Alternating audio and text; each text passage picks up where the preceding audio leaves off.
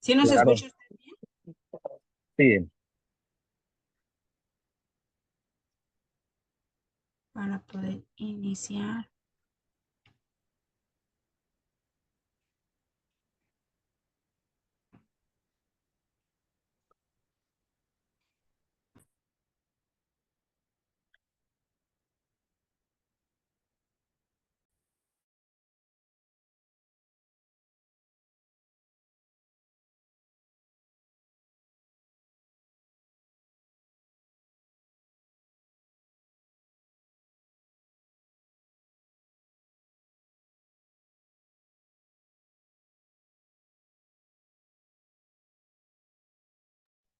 Bueno, pues vamos a iniciar. ¿Qué tal? Buenas noches a todos. Ya estamos en esta primera gran transmisión del día de hoy desde INDECAC y después de varios meses de estar diciendo al doctor Osorio que estuviera acá con nosotros, por fin lo tenemos a mi querido doctor Eduardo Alberto Osorio Rosado, juez de distrito en materia penal y que hoy nos regala unos minutitos para compartir con todo el foro jurídico de INDECAC unos puntos medulares introductorios de lo que va a estar desarrollando en el próximo taller que va a impartir con nosotros el próximo lunes 8 y martes 9 de julio respecto del tema de legalidad de revisiones en las detenciones policiales. Pues mi querido doctor, siempre es un gusto tenerlo aquí con nosotros. Buenas noches. Hola Cris, buenas noches, ¿qué tal? Es un gusto para mí estar acá y claro, con muchísimo gusto para poder compartir un tema tan importante como es el de las detenciones, la legalidad de las detenciones policiales y las revisiones que se están haciendo cada vez con más frecuencia. Así es, y en el día que les compartimos en la página de Indecac, en mi muro, compartíamos el video que nos hizo favor usted de enviar, doctor, pero aquí me gustaría un poquito que comentara usted para el foro jurídicos, que sepan que esa es una plática introductoria del taller que va a estar desarrollando, precisamente cuáles van a ser esos puntos medulares que va a estar desarrollando en estas dos sesiones, la importancia de esto que va a estar usted trabajando, por favor. Sí, Cris, pues bueno, lo que pasa es que como juez penal federal nos damos cuenta de que el grueso de los asuntos inician por detenciones en flagrancia y estas detenciones en flagrancia ocurren o sobrevienen a revisiones policiales a personas, ya sea en aeropuertos, ya sea en vehículos, en sus domicilios, a veces incluso hasta con motivo de alguna autorización determinada por jueces, como son cateos, pero en otras ocasiones con la sola autorización de o supuesta autorización de una persona, o bien te ingresan al domicilio por argumentar que iban a determinar que iban a evitar la comisión de un delito en flagrancia. Lo cierto, Cris, es que los procesos penales están iniciando por detenciones policiales. Así que, es más, el Consejo de la Judicatura publicitó e informaba yo en el video que difundieron ustedes que en algún momento el 99% de los procesos penales federales iniciaron por detenciones en flagrancia. Entonces, lo más importante al controlar la detención de una persona que acude detenida a un proceso es verificar de qué manera fue detenida. Y aquí es donde cobra relevancia lo que comentas. Hasta 2016 o 2014, en México no contábamos con parámetros para verificar cómo ocurrieron estas detenciones o revisiones. Bastaba que hubiera flagrancia. Oiga, pero es que la persona tenía droga, la persona tenía armas. Sí, pero ¿en qué circunstancias la descubriste? ¿Cómo le revisaste la bolsa? ¿Cómo le revisaste la cajuela? ¿Cómo le revisaste la guantera? ¿Cómo lo revisaste en algún momento? Y no teníamos parámetros para ver si esas revisiones más intrusivas que hacían los policías, incluso las pertenencias de una persona, estaban justificadas, porque no contábamos con ellos. Estos parámetros los comenzó a delinear la Suprema Corte de Justicia de la Nación alrededor del año 2014, es bastante reciente, tenemos apenas 10 años con ellos. Y alguien podrá decir, bueno, 10 años es mucho, claro.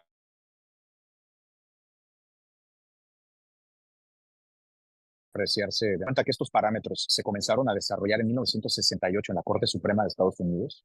Entonces nosotros sí nos quedamos muy atrás desarrollándolos hasta 2014. ¿Y qué es lo importante aquí, Cris?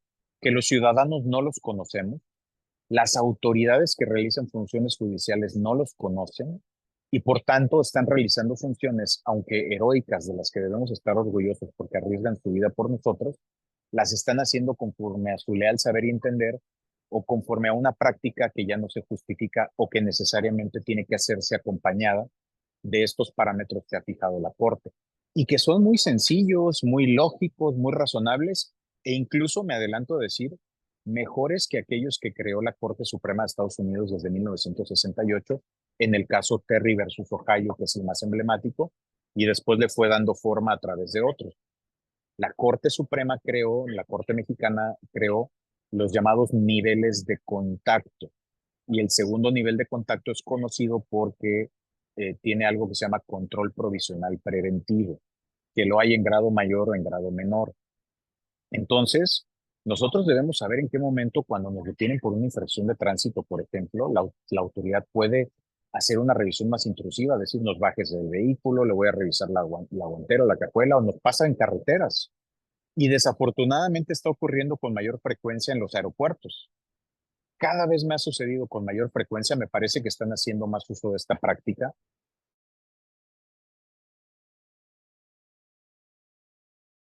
para los filtros de seguridad, aprietan un botón y te informan con alegría como si fuera uno afortunado, acaba de resultar usted sorteado para una revisión aleatoria. Es decir, aunque no haya pasado nada en la máquina, no haya pitado nada, le vamos a revisar a usted y le vamos a tocar su cuerpo, a sentir sus pertenencias y vamos a abrir sus maletas, ¿no? Entonces, estas revisiones aleatorias son equiparables a las revisiones de rutina, no tienen base constitucional, pero es importante que lo sepamos los ciudadanos, no solamente los abogados, todos los ciudadanos, porque tenemos que saber cómo exigirán nuestros derechos. Y sobre todo, Cris, he venido haciendo mucho hincapié en que las barras, colegios y asociaciones de abogados tomen conciencia de la importancia de este tema para que nos comiencen a ayudar a difundir con campañas de difusión, poniéndolas en aeropuertos, capacitando a estas personas, diciéndoles que lo que hacen, si bien reconocemos que tienen una muy buena intención, no tienen sustento constitucional. Y que cuando obtengan algo sin apegarse a los parámetros de la Corte, los jueces lo vamos a declarar inconstitucional. Y aquí viene este reclamo social. Los jueces liberan delincuentes, pero los jueces no podemos hacer otra cosa que revisar las detenciones verificando esos parámetros. Y si no se ajustan a los parámetros, no tenemos ninguna manera de declararla legal. Básicamente eso es, Luis. Y fíjese que ahí viene un punto bien interesante, doctor, porque nos ha tocado escuchar usted en un principio de esta charla comentó el tema de la flagrancia y muchas veces hasta por cuestiones de rutina, por cuestiones de una infracción, como dice usted, y a la hora de hacer la revisión que surgió derivado de que te detienen por la infracción, encuentran algo en el vehículo y quieren argumentar la flagrancia, cuando supongo que no se puede acreditar porque no fue derivado de esa circunstancia en particular, ¿no, doctor? Claro, Cris, acabas de mencionar un punto fino muy importante. No basta que una autoridad diga, está bien, no dio su consentimiento, está bien, no había razón para revisarlo, pero ahí tenía el arma. No se Exacto. puede confiar en el hallazgo de la autoridad, no puede válidamente, constitucionalmente, confiarse en que se halló esto en una persona si no se respetaron esos parámetros. Una autoridad nos puede detener legítimamente, detener nuestra marcha si vamos manejando un vehículo a exceso de velocidad, sin luces, sin placa, con un polarizado no permitido, tomando bebidas alcohólicas, y debemos escucharlo y atender el proceso de la infracción. Pero no es parte normal del proceso que al detenernos por la infracción nos digan, bájese, le vamos a revisar el vehículo. No hay proporcionalidad, no hay conexión entre Exacto. detenerme por una infracción de tránsito a que me revisen el vehículo. Y si de esa revisión en la que no había conexión o necesidad de hacerla surge algo, la autoridad no lo puede utilizar contra nuestra. Y si lo utiliza, un juez lo va a declarar como no hallado ilícito, producto de una revisión ilícita y por tanto violatoria de derecho. Sí, porque pasa generalmente eso. Y también, doctor, la cuestión de los cateos. ¿Hasta dónde se permite? ¿Cuáles son los excesos? Usted hablaba de los niveles de contacto. Entonces también pasa, y aquí sería importante mencionar durante el taller la cuestión de, o sea, esto lo vivimos muy frecuentemente los ciudadanos. Como dice usted, estos son temas que no solamente como abogados debemos saber, pero además nos sirve para conocer todas estas herramientas que tenemos para representar. Pero viene un punto también bien importante, doctor, la cuestión de los cateos. Usted hablaba hasta dónde está autorizada la autoridad, cómo podemos nosotros frenar, pero sobre todo, cómo podemos nosotros como abogados, postulantes, porque el gran foro de INDECAC es de abogado, defensor, doctor, cómo podemos utilizar estas herramientas que vamos a trabajar en el taller contra estas revisiones.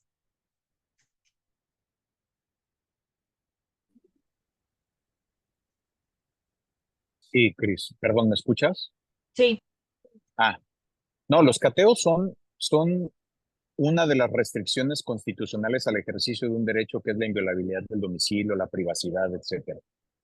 Y por ser este tipo de restricciones, los jueces que las ordenamos debemos hacerlo únicamente cuando se demuestre que existe una base a tal grado que nos permite limitar uno de los derechos más importantes. Me parece que después de la libertad y la vida, o la vida y la libertad, es la privacidad de nuestro domicilio. Ahí hacemos vida privada, resguardamos nuestros mayores valores. Pero cuando se realizan las ejecuciones de estas órdenes de cateo, también hay una serie de parámetros, sobre todo que ha desarrollado con más importancia la Corte desde 2009, como por ejemplo el derecho preferente de los ocupantes a nombrar testigos, cuándo se pierde este derecho o no, de qué manera debe proceder la autoridad para revisar cosas, la conexión que debe haber entre lo que revisa y dice la orden, porque a veces la orden es para que revises algo y terminan revisando otras cosas que no comprende la orden, ¿no? O también se están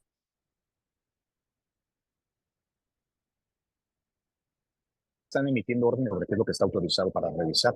Entonces, los cateos también son importantes, debemos reflexionar sobre ello, debemos verificar cuáles son estos controles para exigir que las autoridades que realizan los cateos se apeguen a ellos. Y también hay otro parámetro, Cris, que tiene que ver cuando una persona es detenida y hay uso de la fuerza. Ahí también hay un criterio específico de la Corte que se tiene que hacer, básicamente correr un test de proporcionalidad, verificando si se justificaba la intervención de la autoridad mediante el uso de la fuerza, si el tipo de uso de la fuerza fue idóneo, si fue necesario y si fue proporcional. Entonces, estos precedentes tampoco son observados en la práctica y estos derechos para las personas ameritan obligaciones para las autoridades que cuando llegan a las audiencias no los estamos viendo. Y como resultado, Cris, es que declaramos las detenciones ilegales y al rato pues está hablando del Poder Judicial como los malos de la película cuando lo que estamos haciendo es la postura que nos corresponde, ¿no? Exigiendo estos parámetros que se han delineado para autoridades que desafortunadamente no los conocen, no se los han transmitido y por eso están haciendo detenciones sin observarlo. estaríamos hablando, doctor, como dice usted, se puede tener la buena intención efectivamente de las policías a la hora de estas revisiones. Estaríamos hablando que estas malas prácticas es por la falta de capacitación. Totalmente, Cris. Totalmente, y aquí es donde cobra sentido esta labor que se está haciendo a través de INDECA, con este esfuerzo de que socialicemos estos parámetros, donde incluso las personas que nos escuchen, que no sean autoridades, quieran llevar a las autoridades y a las corporaciones policíacas esta información para que los señores sepan qué hacer. Hoy vemos cada vez más, con más frecuencia, que las personas en una detención policial le sacan un celular al policía y le dicen acto de molestia 16. Los policías se asustan, dejan de hacer su trabajo o lo hacen ya con un exceso molesto. Y esto no es otra cosa que actuar sin conocimiento.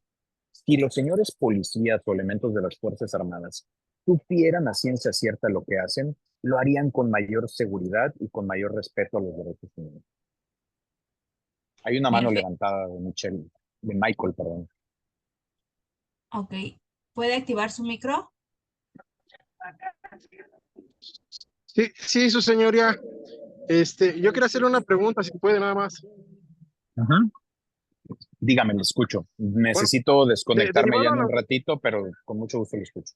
Rapidito, nada más, derivado del abuso el abuso de autoridad de los elementos defensores que son los policías, muchas veces sí abusan de esa autoridad, porque muchas veces me ha tocado con mis representados que hasta los lastiman las esposas.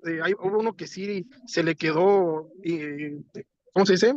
Marcada y así súper apretada, y sí tuvo una lesión en el nervio posteriormente, o sea, derivado de eso sí hubo una lesión en el nervio. Si nosotros acreditáramos ese abuso de autoridad, pregunta, no sé, ¿verdad? Sería motivo de, de, de dejarlo en libertad por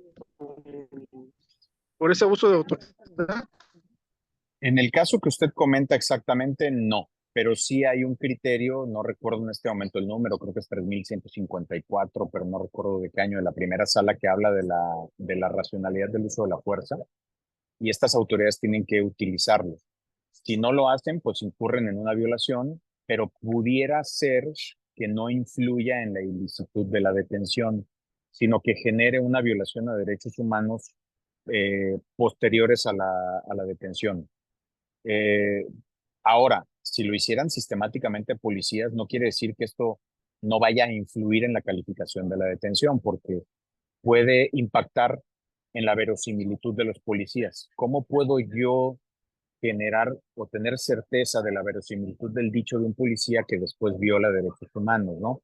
Pero son puntos finos muy importantes, ¿no? Hay que tomarlos en su justa dimensión, no acarrean en automático la ilicitud de la detención, pero sí podrían tener influencia en la valoración probatoria porque recordemos, colega, normalmente la calificación de detención se ve como legal o ilegal, pero no. Se puede calificar la detención no nada más como ilegal, porque a todas luces se ve que es ilegal. Se puede calificar desde la suficiencia probatoria para calificarla. Se puede determinar que no se califica como legal porque no le alcanzó al fiscal la prueba para que se califique como legal. El artículo 308 dice que el fiscal tiene el deber de justificar las razones de la detención. Ahí, en el decir justificar, hay una exigencia probatoria y argumentativa.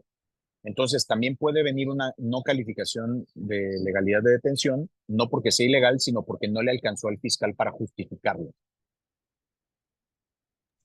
Muchísimas gracias. El doctor trae el tiempo cortito, sin embargo, nos regaló estos minutitos de manera introductoria para que ustedes conozcan un poquito lo que se va a estar desarrollando durante 2 días en este taller de legalidad de revisiones en las detenciones policiales. Es un curso 100% virtual, totalmente accesible para ustedes, y va a estar con nosotros el doctor Eduardo Alberto Osorio Rosado, juez de distrito en materia penal. Próximo lunes 8 y martes 9 de julio van a tener 5 horas para poder escuchar al doctor, pero sobre todo para poder interactuar con él, aclarar todas estas dudas que surgen en el foro jurídico. Mi querido doctor, pues lo vemos el próximo lunes y martes para seguir hablando de este gran tema para todo el foro jurídico.